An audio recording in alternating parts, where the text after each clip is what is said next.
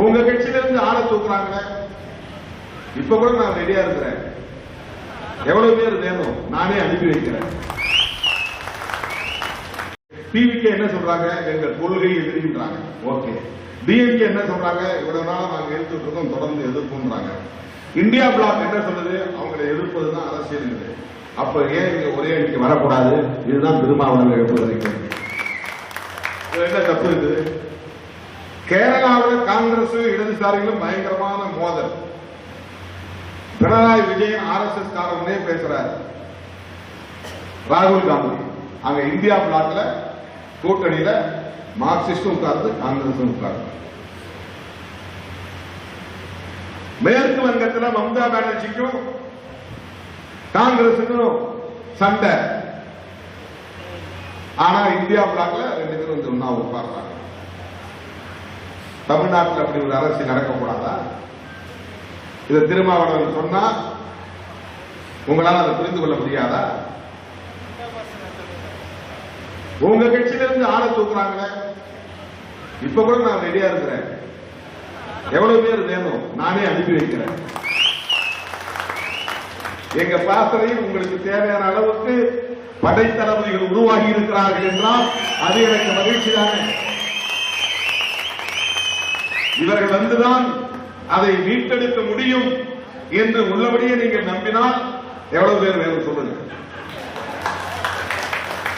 தளபதிகளை அனுப்பி வைக்க நான் தயாராக இருக்கிறேன்.